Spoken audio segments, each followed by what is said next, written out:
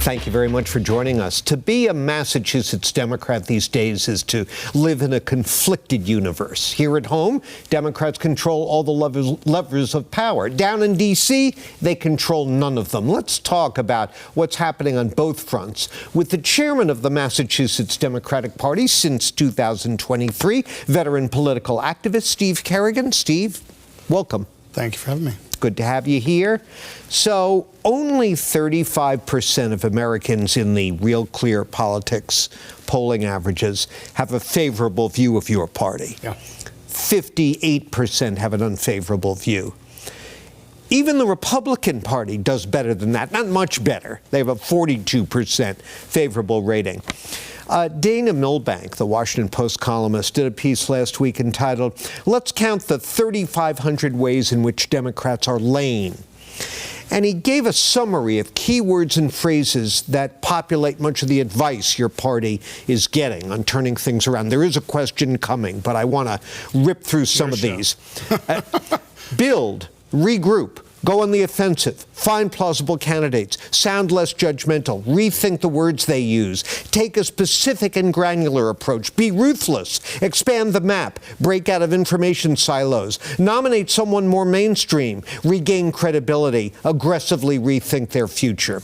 Which, if any of these, make sense to you? Well, it's not surprising to me that, and I have great respect for Dana Milbank, but it's not surprising to me that that article or those lists come out of Washington.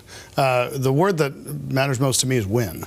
And if you look at what all of the elections that have taken place since November of 2024, Democrats have outperformed. And in many cases, we have flipped seats from Republicans to Democrats in state legislatures all across the country. We secured a Democratic majority on the Wisconsin Supreme Court. We narrowed those races in Florida to 10 or 12 points. So what are you doing differently in these races from the debacle of the fall of 24? Well, we're continuing to organize and talk to people where they are and frankly, listen more, which is what our party and any party who wishes to win elections needs to do. You have to be willing to talk to the voters and to listen. What does that mean? Give me an example of listening better. Well, clearly, what we didn't do in the wake of 2016 was listen to why a Trump voter existed in the first place, how he got elected in the first place. And I've been talking about this since November, that I really think we fell down on the job. Just Americans, on failing to understand what the Trump voter was all about. We took data points throughout time, the midterms of 18, the win in 20, and the no red wave in 22, and figured out that we had figured it out, and when in fact we hadn't. And we have to listen more to voters. We're doing that and connecting with them and winning. But have you figured it out now? I believe that on a case-by-case basis, state-by-state, district-by-district, the numbers show that we are winning elections where we weren't. That does not mean we figured it out. We have to figure it out each and every day and every way for every voter. Well, do you have even a partial answer to your own question of why the Trump voter is the Trump voter? They feel like they did not have their voice heard. We've got Washington, D.C., who, frankly, the last time anyone fought for or increased the minimum wage, my former boss, Ted Kennedy, led that battle, and he died in August of 2009. You've got a Congress that doesn't pass a budget through regular order since 1997. The American people are frustrated, and they're showing it by saying, you're in power, we now are going to try the other guy, even though they knew what the other guy was up to. So. All right, we have to take a break, and I want to turn to more local issues. But one last quick thing before we do that. Original Sin, the scathing critical account of the Biden re-election saga, is #1 on the New York Times bestseller list. And I'm hearing that Democrats need to learn a lesson from what happened as reported in that book. What do you think that lesson is, or if there is one? Look, I'm focused on the races that are happening in 2025, the Virginia governor's race, New Jersey governor's race, helping in legislators and local races here in Massachusetts. Not on what happened. Well, you sat here and said Biden was fit for another term. Do you feel lied to? No, and all my interactions with him told me that to be true.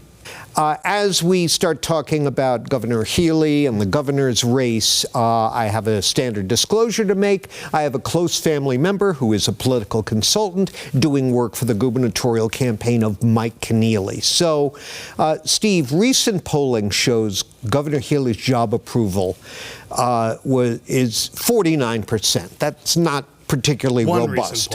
One recent poll. One recent poll, correct. Yeah. That's 10 points lower, 39% among independents, who are the most important group. 37% say she deserves re-election. Okay, it's one poll, and wait, let me guess. The only poll that matters is the one on election day. Well, I'd also pay attention to the other three that have her in the high 50s, including Mass Fiscal Alliance, who is not in the business of doing her any favors, who show her at 57%. So everything's coming up rosy. Governor Healey's the toast of the state. Re-election's a breeze. Governor Healey is going to earn re-election because she understands that the Massachusetts people need someone who's going to fight to lower costs for them, who's going to fight to increase housing opportunities for them, who's going to fight back against Donald Trump. And frankly, neither Mike Keneally nor Brian Shortsleeve are willing to do any of that. Governor Healey has stood up. She has a plan from day one. Look, Mike Keneally was in charge of housing and economic development. He didn't have a plan for either one of those things, leaving a huge housing crisis for Governor Healey and Lieutenant Governor Driscoll, which they've tackled. Brian Shortsleeve, I mean, come on. He ran the T and just recently didn't even know that the Green Line didn't go through downtown crossing. All he did was leave a legacy and record of slow zones, no hires, and frankly, the wrong size tracks for the Green Line. See, these guys don't actually have the experience to run the Commonwealth. The governor's doing a fantastic job. That's why she's going to win re-election. Bringing down the cost of living, dealing with the housing crunch in the state, those are not easy tasks. No. But by any measure, it's been slow going under Governor Healey. By what measure is that? She passed a housing bond bill of $5.1 billion. And as someone who just left being a selectman in my hometown, that fair housing bill has created huge opportunities because we've been able to take a piece of state-owned land and develop it into affordable and market-rate housing. They just announced last week that they're going to do a bunch of release of state-owned properties so that people can develop those. Things that have been held in abeyance for a long, long time, including when Mike Keneally was head of housing. She's the first governor in 20 years to cut taxes. First governor in 20 years to cut taxes. So it's been 2.5 years, and she has not taken a moment away from the goal of making housing stock more affordable and accessible, making the Commonwealth more affordable, and building a better Massachusetts. She does it every day. Well, both of the announced Republican candidates seem laser focused on her handling of the migrant crisis, and the state auditor, a Democrat, recently released a highly critical audit of that management of that crisis. Doesn't that worry you as a Healey supporter and a Democrat? No, they're going after that because they can't go after the records that they have. Mike Keneally, by the way, who was in charge of the emergency shelter system before Governor Healey took over, had zero plan to deal with that. The fact is, there was a migrant crisis. Governor Healey and Lieutenant Governor Driscoll took it on and have been dealing with the mess that was left behind by Mike Keneally and Brian Shortsleeve. And they can try to pivot all they want. But in the end, what the people of Massachusetts care about is a more affordable Massachusetts, which she's working on, better housing options, which she's working on, and, by the way, pushing back against Donald Trump. And the big question for Mike Keneally and Brian Shortsleeve is, when are they going to do that? What about this big, beautiful bill are they going to push back on? 12 to 13 million Americans, including a couple 100,000 here in Massachusetts, could lose their health care. Countless problems are going to hit this Massachusetts if Donald Trump's bill passes, and those two are radio silent because they refuse to stand up against Donald Trump. We need a governor in Massachusetts who will do that. That is Maura Healey. That's why she'll win re-election. Steve, thanks for being here. My pleasure. Come back again soon. Absolutely. Thank you. And by the way, next week in that chair, the chairman of the Mass Republican Party, Amy Carnevale. So you'll get a different perspective, to say the least.